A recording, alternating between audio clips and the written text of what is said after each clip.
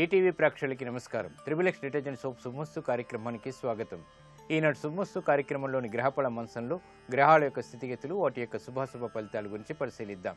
అలాగే ఈరోజు 12 రాశుల వారికి ఏ సంఖ్యలు కలిసి వస్తాయి, రంగుల యొక్క దిక్కుల యొక్క ప్రాధాన్యత, ఏ దేవతల్ని పూజించాలి, ఏ కార్యక్రమాలు ఏ రాశుల వారు చేపట్టాలి అనేటువంటి అంశాలతో పాటు దైవానికి నైవేద్యంగా నివేదించినటువంటి పదార్థాన్ని ప్రసాదంగా స్వీకరించడంలోని పరమార్థం ఏమిటో ఈనాటి ఆంతర్యంలో పరిశీలిద్దాం. శ్రీ విజయనామ సంవత్సరం ఆశ్వయుజ మాసం, దక్షిణాయనం శరదృతువు.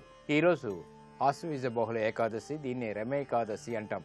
ఈ వ్రతాన్ని ఆచరించడం ద్వారా ఉత్తమ స్థితి ఏర్పడుతుంది. ఇది ఈ ఏకాదశి యొక్క ప్రత్యేకత.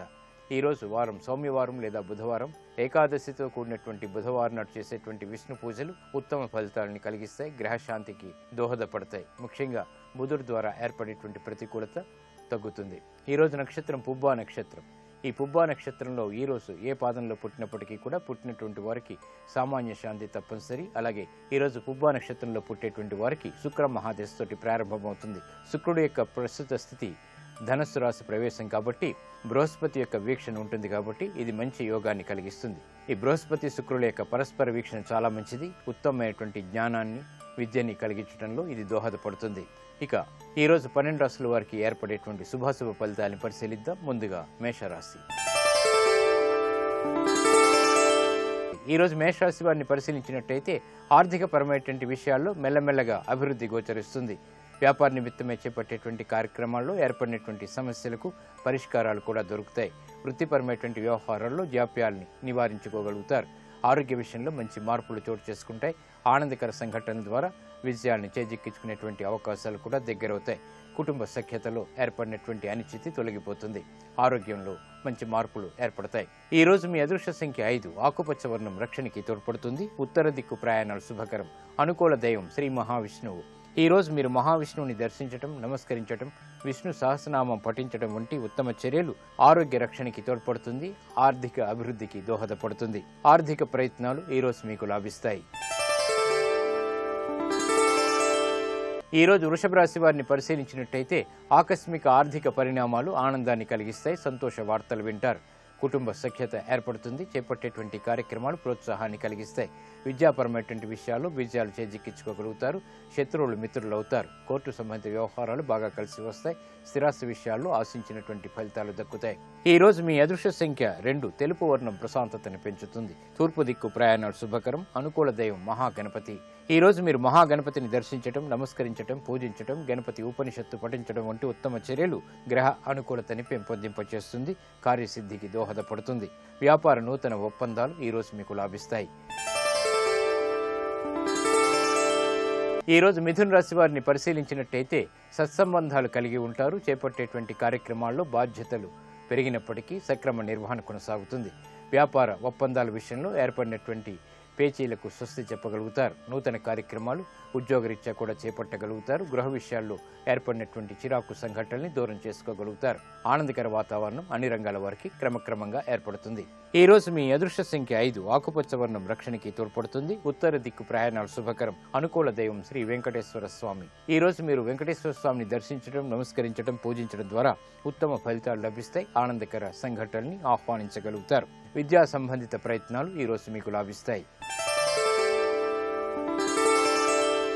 ఈ రోజు కర్కాటక రాశి వారిని పరిశీలించినట్టయితే కోర్టు సంబంధిత వ్యవహారాల్లో జాగ్రత్తలు పాటించాలి. శత్రువులు ప్రబలమయ్యేటువంటి సంఘటనలు చోటు చేసుకుంటాయి.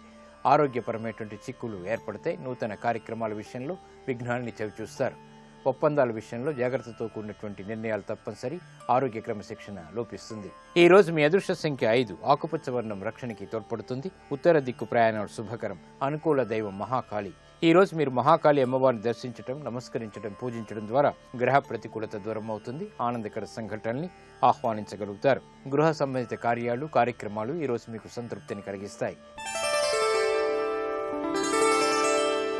ఈ రోజు సింహరాశి వారిని పరిశీలించినట్టయితే బుద్ధి బలం పెరుగుతుంది. చేపట్టేటువంటి కార్యక్రమాలపై సరైనటువంటి నిర్ణయాలు తీసుకోగలుగుతారు. వ్యాపార ఒప్పందాలు పనికి వస్తాయి. విద్యా సంబంధిత విషయాలు కూడా అనుకూలిస్తాయి. గృహ విషయాల్లో ఆనందకర సంఘటనలు చోటు చేసుకుంటాయి. సాహసోపేతమైనటువంటి నిర్ణయాలకు ఉపక్రమించగలుగుతారు. విద్యాబలం చేకూరుతుంది. విదేశీ సంబంధిత వ్యవహారాల్లో కూడా చేసిన పొరపాటును సరిదిద్దుకోగలుగుతారు. ఆనందకర ఆర్థిక వాతావరణం ఏర్పడుతుంది. ఈ రోజు మీ అదృష్ట సంఖ్య 1. పసుపు వర్ణం త్వరితగతిని శుభాల్ని కలిగిస్తుంది. ఈశాన్య దిక్కు ప్రయాణాలు శుభకరం. అనుకూల దైవం శ్రీ వెంకటేశ్వర స్వామి. ఈ రోజు మీరు వెంకటేశ్వర స్వామిని దర్శించటం, నమస్కరించటం, పూజించడం ద్వారా ఉత్తమ ఫలితాలు ఏర్పడతాయి. సాహసోపేతమైనటువంటి నిర్ణయాలు తద్వారా విజయాలు చేకూరుతాయి. దూర ప్రయాణాలు ఈ రోజు మీకు లాభిస్తాయి. ఈ రోజు కన్యారాశి వారిని పరిశీలించినట్టయితే వాహన విషయాల్లో అనుకూలత ఏర్పడుతుంది. చేపట్టేటువంటి కార్యక్రమాలపై పట్టు బిగించగలుగుతారు. ఆర్థికపరమైనటువంటి అనిశ్చితి నుంచి బయటికి రావడం చేసేటువంటి ప్రయత్నాలు బాగా కలిసి వస్తాయి. పెట్టుబడుల విషయంలో ఏర్పడినటువంటి నష్టాల్ని భర్తీ చేసుకునేటువంటి కార్యక్రమాలు కూడా చేపట్టగలుగుతారు. వ్యాపార కీలక నిర్ణయాలు, బాధ్యతలు వహించగలుగుతారు. విద్యా సంబంధిత వ్యవహారాల్లో ఏర్పడినటువంటి విఘ్నాలకి స్వస్తి చెప్పగలుగుతారు. గృహ విషయాలు అనుకూలం. ఈ రోజు మీ అదృష్ట సంఖ్య 5. ఆకుపచ్చ వర్ణం రక్షణకి తోడ్పడుతుంది. ఉత్తర దిక్కు ప్రయాణాలు శుభకరం. అనుకూల దైవం ఈశ్వరుడు. ఈ రోజు మీరు శివాలయాన్ని దర్శించడం, ఈశ్వరుడికి అభిషేకాదులు నిర్వహించడం వంటి కార్యక్రమాలు మంచి ఫలితాల్ని కలిగిస్తుంది. ఏలినాటి శని ద్వారా ఏర్పడేటువంటి ప్రతికూలతని దూరం చేస్తుంది. ఆర్థిక నూతన ప్రయత్నాలు ఈ రోజు మీకు ఊరట కలిగిస్తాయి. ఈ రోజు తులారాశి వారిని పరిశీలించినట్టయితే ప్రయాణాల ద్వారా ప్రయోజనాలు పెంపొందింప చేసుకోగలుగుతారు.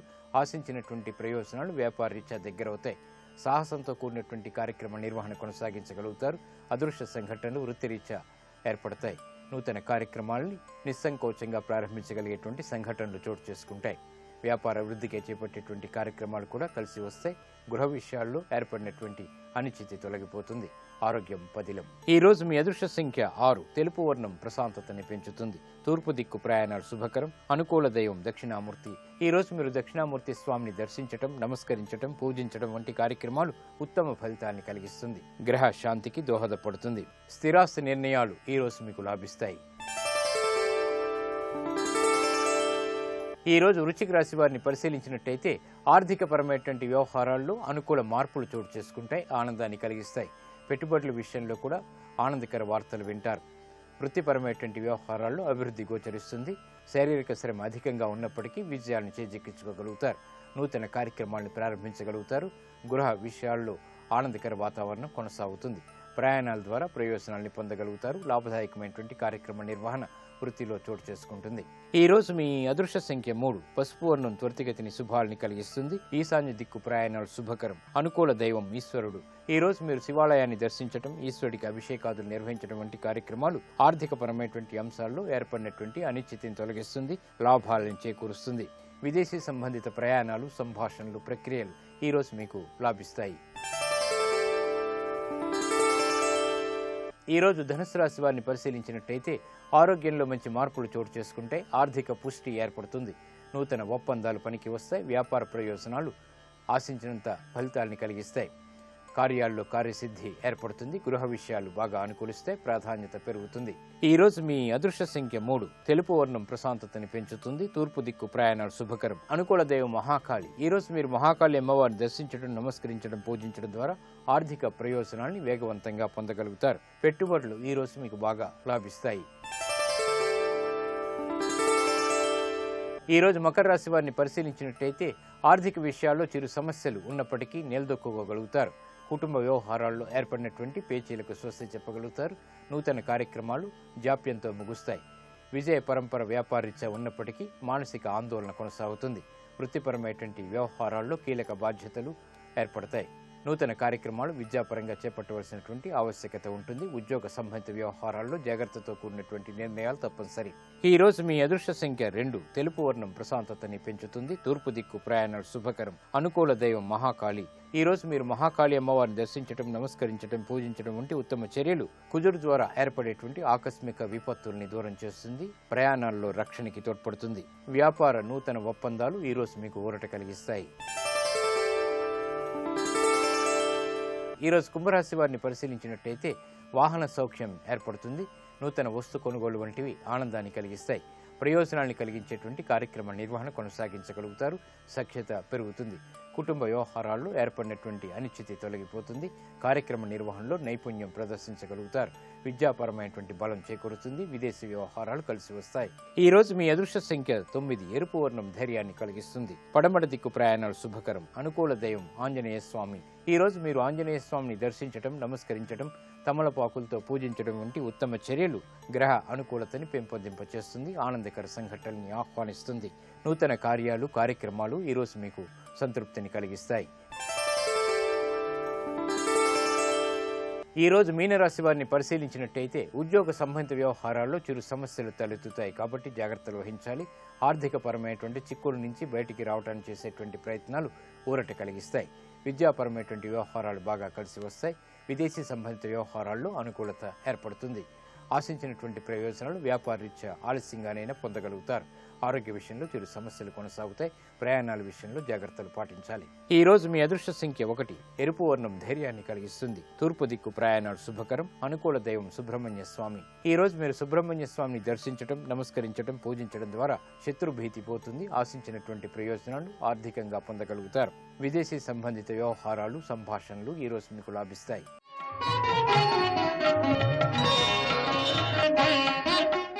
వివిధ రకాలైనటువంటి పదార్థాలని దైవానికి నివేదన చేయడం ద్వారా ప్రసాదంగా పరిణమిస్తుంది. ప్రసాదానికి దైవశక్తితో కూడినటువంటి శక్తి లభిస్తుంది అని భక్తుల విశ్వాసం. ప్రసాదం యొక్క పరమార్థం ఏమిటో ఇంకా పరిశీలిద్దాం. ఇష్టదైవం ప్రసాదం, దేవీ దేవతల ప్రసాదం, అభీష్ట సిద్ధి ప్రసాదం, శ్రీ సత్యనారాయణ స్వామి వ్రతకథా ప్రసాదం, తిరుపతి లడ్డు ఇటువంటివన్నీ కూడా పరమ పవిత్రమైనవి. భగవంతుని పట్ల భక్తుని విశ్వాసం పరిణతి చెంది ప్రసాదమవుతుంది. అది భగవద్భావనకు సంబంధించింది. వివిధ పరిస్థితులు, సందర్భాలలో ప్రసాదం స్వీకరించేటప్పుడు పొరపాట్లు జరిగితే మనస్సుకు చెప్పలేనంత క్షోభ. స్వామి ప్రసాదం స్వీకరించటంలో పొరపాటు జరిగిందనే పశ్చాత్తాపం వేధించి క్షమాప్రార్థనకు ప్రేరేపిస్తుంది. ప్రతి ఒక్కరూ భగవంతుని దగ్గరికి వెళ్లేటప్పుడు తమ శక్తిని అనుసరించి ఏదో ఒక పదార్థం నివేదన చేయటానికి తీసుకెళ్తారు.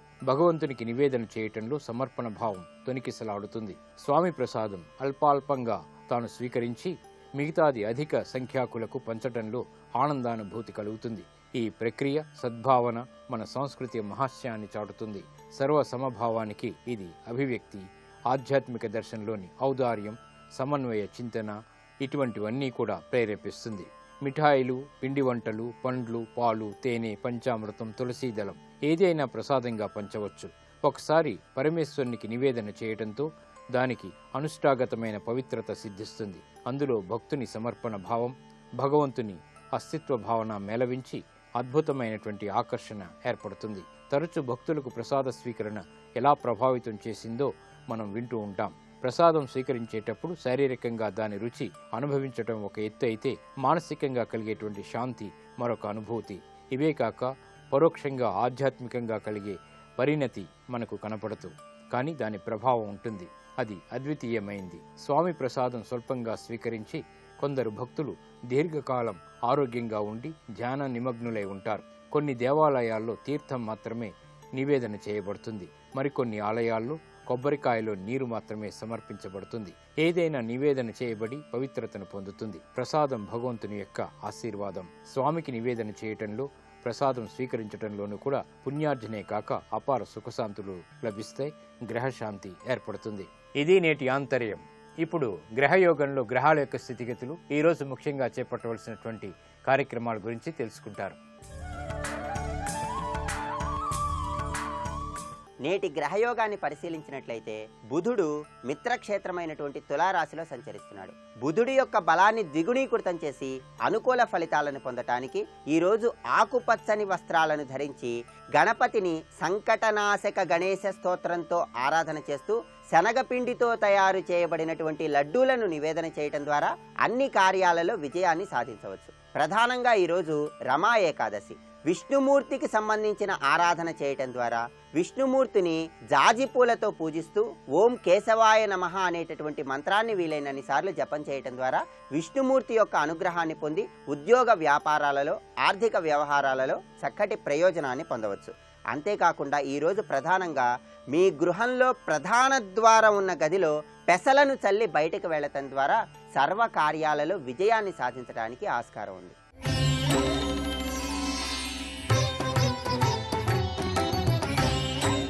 మానవ జీవితంలో వాహనాల మీద ప్రయాణం తప్పనిసరి. దైనందిన జీవితంలో వాహనాల మీద ప్రయాణం చేస్తున్నప్పుడు ఎలాంటి ప్రమాదాలు, విపత్తులు సంభవించకుండా ఉండటానికి దైవబలం రీత్యా ఆచరించాల్సిన విధి విధానం ఏంటి?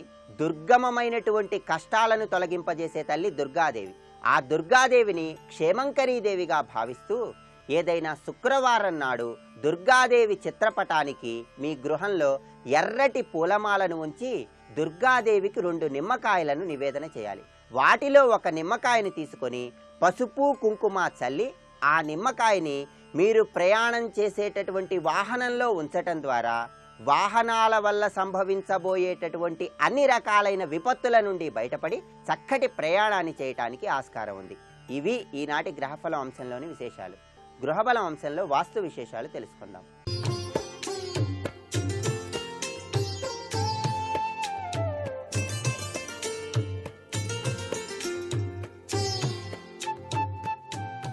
ట్రిపుల్ ఎక్స్ డిటర్జెంట్ సోప్ శుభమస్తు కార్యక్రమంలో గృహబలం అంశానికి స్వాగతం. అందమైనటువంటి గృహాన్ని కట్టుకున్నారు. ఎవరు చూసినా అబ్బా ఎంత బాగా కడుతున్నారండి అనుకున్నారు. తీరా గృహప్రవేశం అంతా అయిపోయింది. ఇంట్లోకి వెళ్ళారు. రకరకాల తత్వరీత్యా ఆ ఇంట్లో అమర్చేటువంటి విధి విధానం ఎలా అమర్చాలి అనేటువంటిది తెలియక సతమతమవుతున్నారు. వస్తువులు ఎక్కడ పెట్టాలి, ఎక్కడ పెడితే ఏంటి లాభం, అది కనుక తెలియకపోతే వాస్తు ఎంత బాగున్నప్పటికీ కూడా ఫలితం శూన్యమే కదా. అక్కడ వస్తువులు ఎక్కడ ఏర్పాటు చేస్తే మంచిది, ఎటువంటి వస్తువులు ఎట్లా ఏర్పాటు చేయాలి అనే విషయం అవగాహన చాలా అవసరం.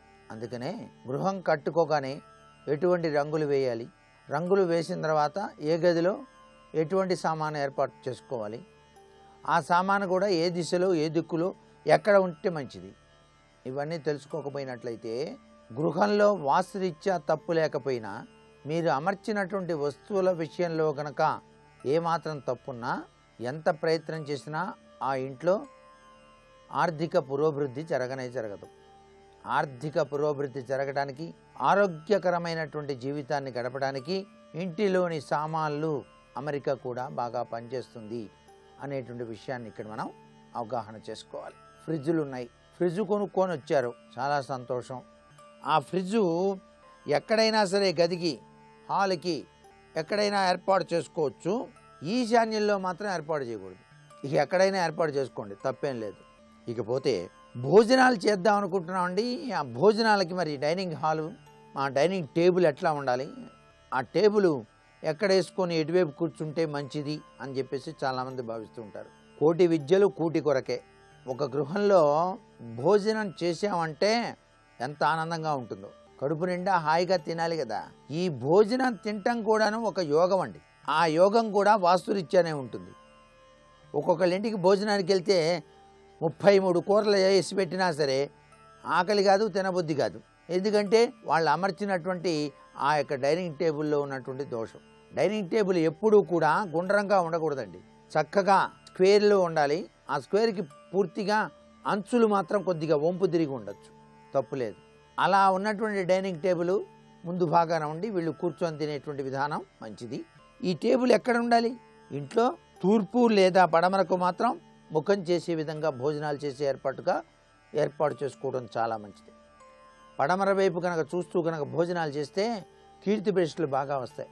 తూర్పు వైపు తిరిగి భోజనం చేస్తే ఆరోగ్యం, ఐశ్వర్యం కూడా వస్తుందని మనకు శాస్త్రంలో చెప్పారు. మరి ఈ విషయాన్ని ప్రతి ఒక్కరూ కూడా పాటించినట్లయితే సర్వే సర్వత్రా కూడా సుఖదాయకవంతమైన ప్రభావంతో ఆ గృహంలో జీవించడానికి ఆస్కారం ఉంటుంది. ఇకపోతే ఇంట్లో ప్రతి వాళ్ళు కూడాను కాస్త విశ్రాంతి తీసుకోవాలి అనే తలంపు కూడా ఉంటుంది కదా. ఆ విశ్రాంతి తీసుకోవడానికి బెడ్రూము, ఆ బెడ్రూమ్లో కూడా మంచం ఎటువైపు ఉండాలి, ఆ మంచాన్ని అమర్చేటువంటి విధి విధానం ఏంటి, వాకిలి ఎదురుగా రావచ్చా రాకూడదా, మంచం వాకిలికి ఎదురుగా వస్తే ఏంటో, ఆ మంచాన్ని ఏ దిశలో పెట్టి ఎటువైపుగా చూస్తూ పడుకుంటే మంచి సౌఖ్యం, ఇవన్నీ ఆలోచించాల్సి ఉంటుంది.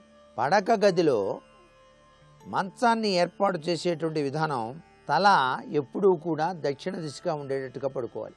లేకపోతే పడమరకు కానీ పెట్టి పడుకోవచ్చు. తూర్పుకు కూడా తలబెట్టి పడుకోవచ్చు, కానీ ఉత్తరం వైపుగా తలబెట్టి మాత్రం ఎటువంటి పరిస్థితుల్లో పడుకోకూడదు. అయితే అత్యధిక భాగం దక్షిణ దిశలో తలబెట్టి పడుకోవటం సర్వశ్రేయోదాయకం. తూర్పు దిశలో తలబెట్టి పడుకున్నప్పుడు మాత్రం తూర్పు గోడకి మాత్రం నీ యొక్క మంచం ఆని ఉండకూడదు, ఖాళీ ఉండాలి. అసలు మంచం వేసుకున్నప్పుడు 4 వైపులా కూడాను ఖాళీ ఉండాలి. 4 దిశల్లో కూడా ఖాళీ ఉండేటట్టుగా మంచం ఏర్పాటు చేసుకోవాలి. ఆ గదిలో కనుక మీరు మంచం ఏర్పాటు చేసుకొని తలని తూర్పుకు కానీ దక్షిణకు కానీ పెట్టి పడుకోవచ్చు. కూర్చునేటువంటి విధి విధానం కూడా వాస్తురీత్యా చాలా గొప్పది. మనం కూర్చునేటువంటి విధి విధానాన్ని బట్టి కూడా మనకు ఐశ్వర్యయుక్తం వస్తుంది. ఎప్పుడూ కూడా ఇంట్లో ఎవరితోనా మాట్లాడేటప్పుడు మన ముఖం ఉత్తరం చూస్తూ కూర్చోవాలి. మన ఎదుటి వాళ్ళు దక్షిణం చూస్తూ ఉంటారు. అప్పుడు మన మాట వాళ్ళ చెవులకి బాగా ఆకర్షిస్తుంది. అందుచేత ఎప్పుడూ కూడాను యజమాని ఉత్తర దిశ చూస్తూ మాట్లాడితే చాలా మంచిది. అది కుబేర స్థానాన్ని చూస్తూ మాట్లాడుతుంటారు. అందుచేత యోగవంతమైన ఫలితాన్ని పొందడానికి ఆస్కారం ఉంటుంది. ఇక ఆఫీసులో కానీ ఎక్కడ కూర్చున్నా సరే ఉత్తరం తిరిగి కానీ తూర్పు తిరిగి కానీ ఈశాన్యం తిరిగి కానీ కూర్చోవచ్చు యజమాని అనేటువంటి వాడు. ఈరోజు ఈ మధ్యకాలంలో నడకకి వెళ్ళటం ఒకటి కాకుండా ఇంట్లోనే చక్కగా యోగాధ్యయనం చేసేటువంటి విధి విధానం ఆరోగ్యరీత్యా చాలా మంచిది అనేటువంటి ఉద్దేశంతో చాలామంది ఇళ్లల్లోనే యోగా చేసుకుంటూ ఉన్నారు. ఇళ్లల్లో యోగా చేసుకునేటప్పుడు తప్పనిసరిగా తూర్పు దిశలో తిరిగి చేసుకోవాలి. ఈ యోగాకి తూర్పు పడమరలుగా ముఖం చేసి ఆచరించడం వలన సర్వశ్రేయదాయకవంతమైన ఫలితాన్ని పొందడానికి కూడా ఆస్కారం ఉంటుంది. ఇకపోతే శుభకార్యాలప్పుడు కానివ్వండి, ఇంట్లో మీరు పూజ చేసుకునేటప్పుడు కానివ్వండి, ఈ పెళ్ళి, సీమంతం, అన్నప్రాసన ఇవన్నీ కూడా అత్యధిక భాగం తూర్పు తిరిగి చేయటమే వాస్తుశాస్త్రరీత్యా చాలా గొప్ప విశేషంగా ఇక్కడ మనం గమనించాలి. నేటి వాస్తు సందేహాన్ని గనక పరిశీలన చేసినట్లయితే ప్రతి ఒక్క పని కూడా ఆటంకాలు లేకుండా నిర్విఘ్నంగా నెరవేరటానికి వెనువెంటనే కార్య సాఫల్యత సిద్ధించడానికి వాస్తుశాస్త్రరీత్యా పాటించవలసిన నియమం ఏదైనా ఉందా అని. అనుకున్న పనులు అనుకున్నట్టుగా నెరవేర్చేటువంటి ప్రక్రియకి నాంది వాక్యం పలికేది విఘ్నేశ్వరుడే. ఎటువంటి విఘ్నాలు కలగకుండా నెరవేర్చమని చెప్పేసి ఆ స్వామివారిని మనం ఆరాధన చేస్తాం. అంతేకాకుండా వాస్తుశాస్త్రరీత్యా గనక అది నెరవేరాలంటే మీ ఇంటి దగ్గర ఉన్నటువంటి మారేడు ఆ యొక్క ఆకును తీసుకొని వచ్చి ఆకుపైన తేనె వ్రాయండి. తేనె వ్రాసిన తర్వాత కొద్దిగా విభూది వేసి చేతిలో పట్టుకొని సూర్య భగవాన్ని వైపు తిరిగి ఆ స్వామిని ఆరాధన చేస్తూ తమ కోరిక చెప్పుకొని ఆ మారేడు దళాన్ని ఒక రాగి చెంబులో ఉన్నటువంటి నీటిలోకి వదలండి. అలా వదిలినటువంటి నీటిని మీరు 3 సార్లు స్వీకరించండి. మీ కోరిక వెనువెంటనే సిద్ధించడానికి, మీరు అనుకున్న పనులు అనుకున్నట్టు నెరవేరటానికి ఆస్కారం ఎంతగానో ఉంటుంది సుమా. మరికొన్ని ముఖ్య విషయాలు మర్నాడు చెప్పుకుందామా. మరి సర్వే జనా సుఖినో భవంతు.